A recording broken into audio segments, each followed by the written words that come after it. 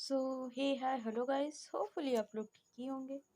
तो चलिए हम अपनी स्टोरी बेहद इस गाय को स्टार्ट करते हैं। यहाँ हमने लास्ट पार्ट में सुना था कि तुलसी अपनी भावनाओं में बह के आरू से कुछ ऐसा कह देती है जो आरू से बार बार पूछ रही थी, क्या कह रही हो, क्या कहा तुमने, एक बार और कहना। तो अब उसके आगे तुलसी इस वक्त अपना सर नीचे किए अपनी उंगलियों को आपस में उलझा रही थी। तभी आरू उसके चेहरे के पास झुकती है और धीरे से उसके कान में कुछ कहती है, जिससे कि तुलसी का चेहरा और शर्म से लाल पड़ जाता है और वो बच्चों की तरह रूठते हुए आरू को मारते हुए कहती है, आप कितनी बुरी हो। इधर तुलसी आरू को मार रही थी, वही आरू को हंसी आ रही थी। तभी आरू तुलसी के हाथों को पकड़ के हल्के कड़क शब्द में कहती है, बहुत मजाक हो गया, चोट लगाए ना हाथ में, फिर क्यों उछल कूद कर रही हो। अब जाओ रूम में आराम करो, मैं अभी नहा के आती हूँ। वो फिर तुलसी को छेड़ते हुए कहती है, अगर तुम चाहो तो मेरे साथ नहा सकती हो, मुझे कोई दिक्कत नहीं है। वो इतना कह के अपना एक आँख दबा देती है, जिससे कि तुलसी की आंखें फैल जाती है। फिर वो अपनी आंखें छोटी करके कहती है, अब सच में बहुत ज़्यादा शैतान हो गई हो। तुलसी के मुंह से ये सुन के आरू की आंखों में चमक आ जाता है। वो छेड़ते हुए कहती है, क्या बात है पत्नी जी, आप तो बहुत सारे शब्द बोलने लगी हैं। इधर तुलसी आरू को कहती है, एमएलए जी अब हम जाएं। भाई साहब ये तो सुन के आरू का पूछो ही मत क्या हाल होता है। और वो तुलसी को देखते हुए कहती है, सीधा एमएलए, इतना प्रमोशन कैसे हो गया।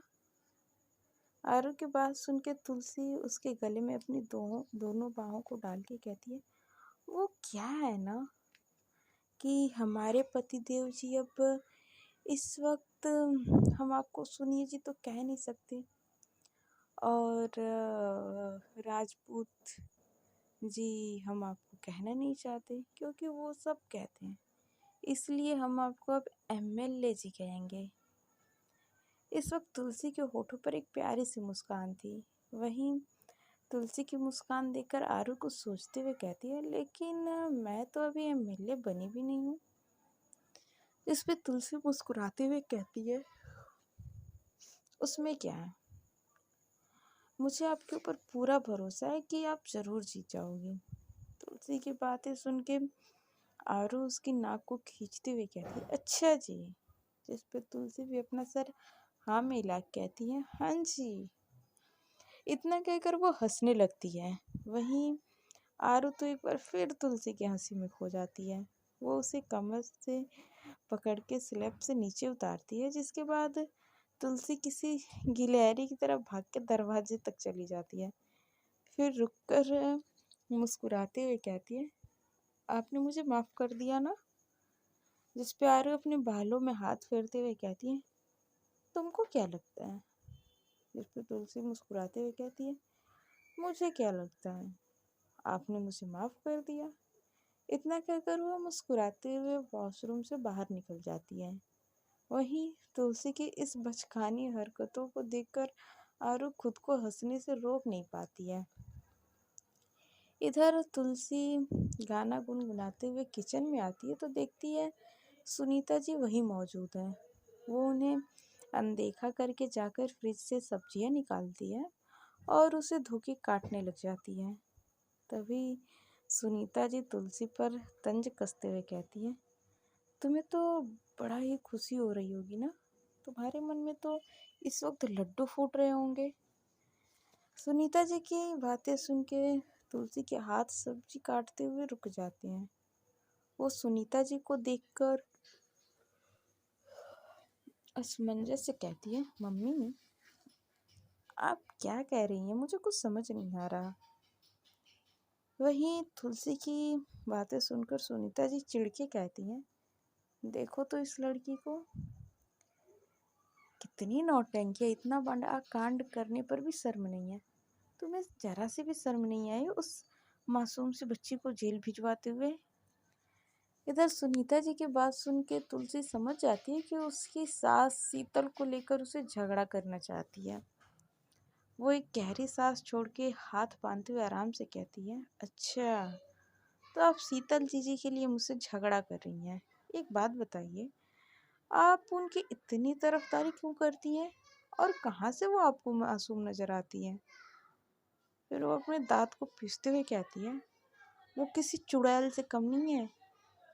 आरू पे डोरे डाल रही थी, हम दोनों के बीच में आ रही थी, लेकिन फिर भी आप यहाँ खड़ी उसी की वकालत कर रही हैं। देखा था ना क्या क्या था उन्होंने मेरे साथ। ये सब तुलसी हल्के गुस्से से कह रही थी।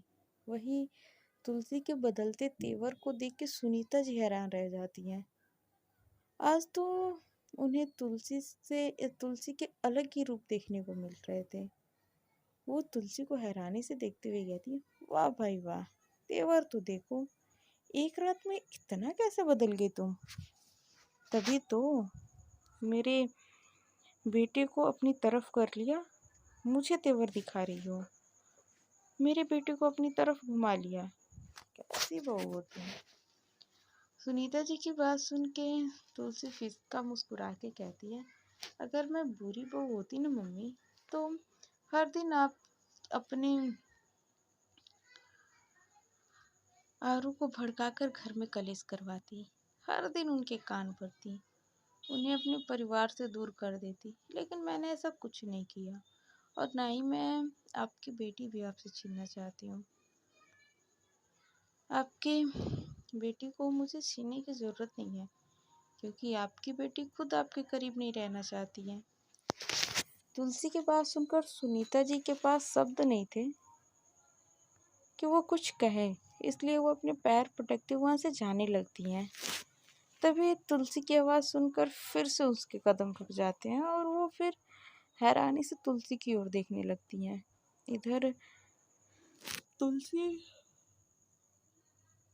धीरे धीरे सब्जियां काटते हुए कहती है, मम्मी मुझे पता है कि आप मुझे एक आंख भी देखना पसंद नहीं करती और शीतल जीजी के साथ मिलकर आपने मुझे घर से और आरू की ज़िंदगी से निकालने की नामुमकिन कोशिश की है। मैं चुप जरूर हूँ, पर मेरी चुप्पी को आप मेरी कमजोरी मत समझिएगा। अगर अब आप मेरे रिश्ते के बीच में आने की कोशिश करेंगी तो मैं जरा सा भी वक्त नहीं लगाऊंगी इन्हें आपके काले कारनामे से रूबरू कराने में। तुलसी की ये सारी बातें सुन के सुनीता जी के चेहरे पर डर साफ नजर आ रहा था। वो किसी भी कीमत पे इस हवेली से बाहर नहीं जाना चाहती थी। इधर सुनीता जी जल्दी से अपनी साड़ी संभालते हुए किचन से निकल जाती हैं और इधर हमारी तुलसी चुपचाप अपना काम फिर से करने लगती है। इधर रूम में आरू इस वक्त मिरर के सामने खड़ी होकर अपने बाल को सही कर रही थी। आज उसके चेहरे पर एक अलग ही रोशनी थी। आखिर होती भी क्यों ना, आज उसे वहाँ का एमएलए जो घोषित करने वाले थे। आरू ने इस वक्त एक वाइट कलर का कुर्ता, ब्लू जीन्स, ऊपर से वाइट जूते बिल्कुल मिलाकर आज आरू कहर ढा रही थी। वो अभी अपने बाल को सही कर रही थी कि तभी तुलसी रूम में आती है और जाकर आरू के बगल में खड़ी होकर उसको टुकुर टुकुर देखने लगती है। वहीं आरू को इस तरह खुद की तरफ देखता पाकर आरू अपनी भारी आवाज में कहती है, क्या हुआ तुमको, ऐसे क्यों देख रही हो। इतना कहकर वो एक नज़र तुलसी की तरफ देखती है। वहीं तुलसी मासूम सा चेहरा बना के कहती है, आप आज इतनी सज धज के क्यों जा रही हैं, सब आपको ही देखेंगी। तुलसी की बात सुन के आरू के होठों पर मुस्कान आ जाती है। वो तुलसी को कमर से पकड़ के अपने करीब करती है और कहती है, क्या बात है भाई, मेरी बीबी को जलन हो रही है। इतना कहकर वो अपने गाल तुलसी के गालों में रब करने लगती है। वहीं तुलसी मुंह फुला के आरू की कुर्ती को सही करती हुई कहती, पता नहीं, लेकिन मुझे अच्छा नहीं लगता कोई आपको देखे। आपको देखने का हक सिर्फ मेरा है। इस वक्त तुलसी किसी रूठे हुए बच्चे की तरह लग रही थी। वहीं तुलसी को ऐसे देखकर आरू को काफी मजा आ रहा था और इधर हमारी तुलसी मुंह फुलाए हुए खड़ी थी। तभी आरू तुलसी के चेहरे पर झुकते हुए कहती है, ओए चुईया, कहो ना, जलन हो रही है ना तुम्हें? तुलसी कुछ नहीं कहती है, बस अपना चेहरा झुकाए हुए खड़ी रहती है। तभी आरू उसका चेहरा ऊपर करती है और हौले से उसके माथे को चूम लेती है। वहीं आरू के इस हरकत से तुलसी के होठों पर एक बड़ी सी मुस्कुराहट आ जाती है। वो झट से आरू की बाहों में समा जाती है। वहीं आरू भी उसे अपनी बाहों में समा लेती है। इस वक्त तुलसी के होठों से मुस्कान जाने का नाम ही नहीं ले रहा था। तभी उन्हें किसी के खांसने की आवाज आती है, उहु उहु। इधर किसी के खांसने की आवाज सुन के तुलसी झट से आरू से अलग हो जाती है कि तभी दरवाजे पर खड़ी नताशा मुस्कुराते हुए कहती है, बड़की अम्मा आप दोनों को नीचे बुला रही हैं। इतना कहकर वो मुड़ के जाने वाली होती है, लेकिन फिर रुककर पलट के तुलसी को देख के कहती है, तुलसी आराम से अपना काम करके आना, कोई जल्दी नहीं है। इतना कहकर वो एक आंख दबा के वहाँ से भाग जाती है। वहीं नताशा की बात सुन के तुलसी का चेहरा रोने जैसा हो जाता है। वो अपने पैरों को पटकते हुए कहती है, अब भाभी मुझे चिढ़ाएंगी, अब मैं उनसे नजरें कैसे मिलाऊंगी, मुझे बहुत शर्म आएगी। इधर तुलसी किसी बच्ची की तरह लग रही थी।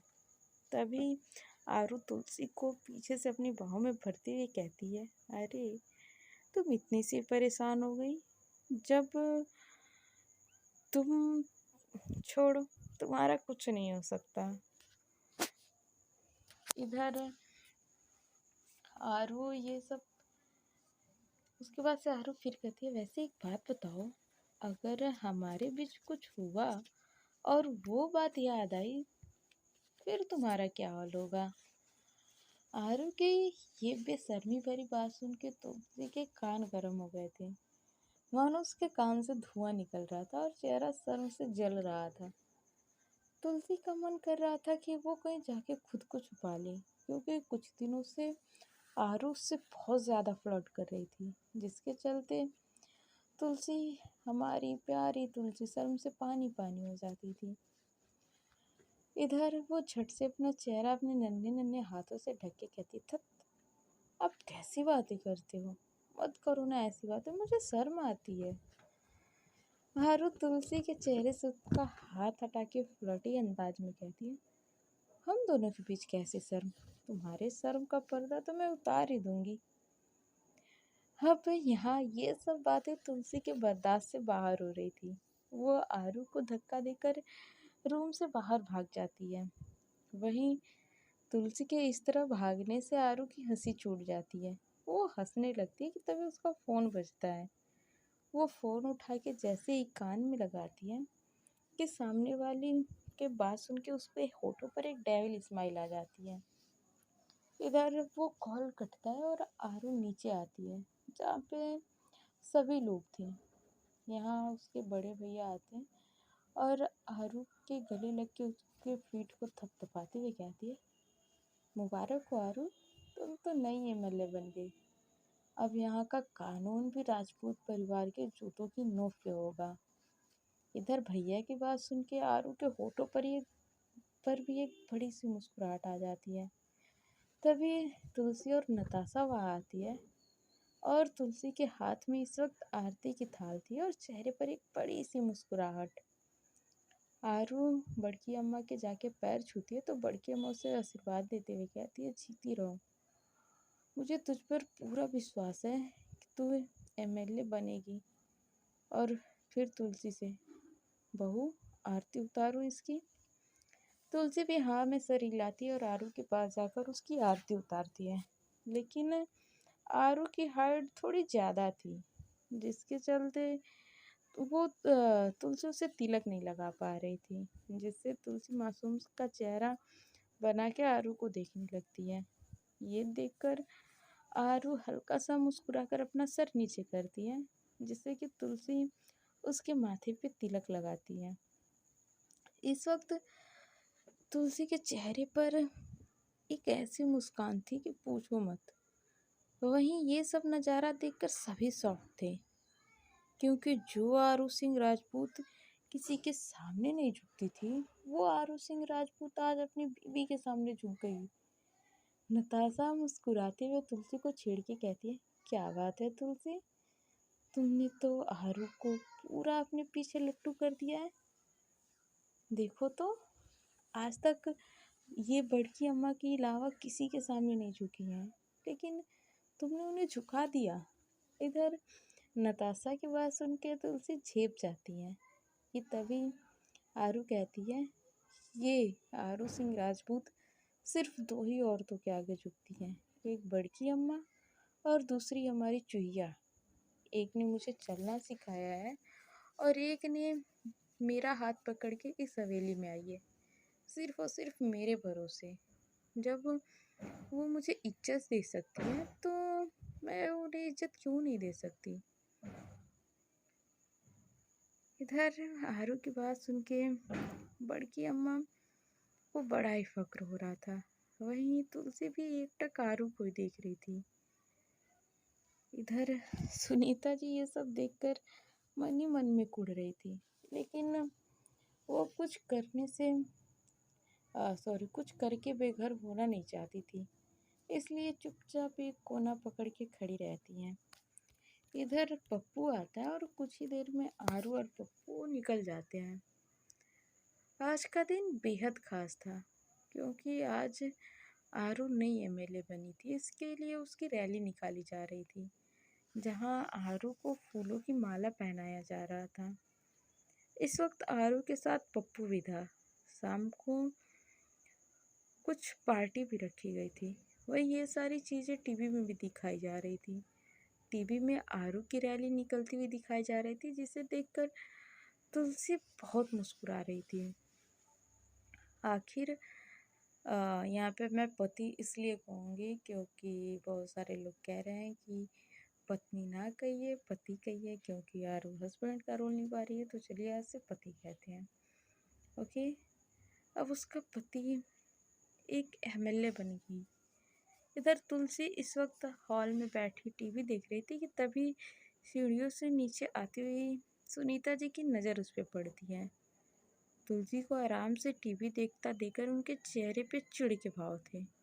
वो मुंह बनाकर खुद में बुदबुदाती हैं, देखो तो इस महारानी को, कैसे आराम से टीवी के सामने पसर के बैठी है। ये नहीं कि जाकर काम कर ले, बस पड़े रहना टीवी के सामने। इसको तो मैं अभी सबक सिखाती हूँ। इस वक्त सुनीता जी के चेहरे पर भी कुछ अजीब ही भाव थे। वो अपने पल्लू को संभालते हुए अकड़ से चलते हुए आकर तुलसी के पास खड़ी होकर कहती है, ये सब क्या चल रहा है। सुनीता जी की आवाज़ सुनकर तुलसी का ध्यान, जो अब तक टीवी के स्क्रीन पर था, अब वो सुनीता जी की तरफ आ जाता है। वो उन्हें सवालिया नज़रों से देखते हुए कहती है, क्या हुआ मम्मी। तुलसी के मुंह से सवाल सुनकर सुनीता जी पहले तो अजीब सा चेहरा बना लेती हैं और फिर अपने मुंह को बनाते हुए तुलसी की एक्टिंग करते हुए कहती है, क्या होगा मम्मी जी। चिढ़कर, जैसे तो तुम्हें पता ही नहीं है कि क्या हुआ है। यहाँ घर में काम पड़े हैं और तुम यहाँ टीवी के सामने पसर के बैठी हो। ये नहीं कि थोड़ा हाथ पांव चला लिया जाए, बस महारानी की तरह टीवी देखना है दिन भर। इस वक्त सुनीता जी टीवी सीरियल की उस सास की तरह लग रही थी, जो चाहती थी कि उनकी वो दिन भर बस काम करती रहे, थोड़ा भी आराम ना करे। इधर तुलसी एक नज़र सुनीता जी को देखती है और फिर से रिमोट सोफे पे रख के सोफे से उठ के मासूमियत से कहती है, मम्मी कौन से काम बचे हैं, और मैंने और भाभी ने तो सारे काम कर लिए हैं, और इस वक्त कौन सा काम रहता है। इतना कहकर वो सुनीता जी को देखने लगती हैं। वहीं तुलसी की बात सुन के सुनीता जी सोच में पड़ जाती हैं कि इसको कौन सा काम बताए। क्योंकि अभी शाम के 4 बज रहे थे और इस वक्त उन्हें कोई काम नहीं होता। जब उनके पास कहने को कुछ नहीं रहता है तो वो मुंह बना के वहाँ से चली जाती हैं। तुलसी उन्हें जाते हुए देख के खुद से कहती है, ये मम्मी भी ना कभी कभी समझ भी नहीं आती हैं। वो वापस बैठकर आरू की न्यूज़ लगाकर फिर से देखने लगती है। सो गाइस, आज के पार्ट में बस इतना ही। मिलते हैं नेक्स्ट पार्ट में और जानते हैं कि आने वाले पार्ट में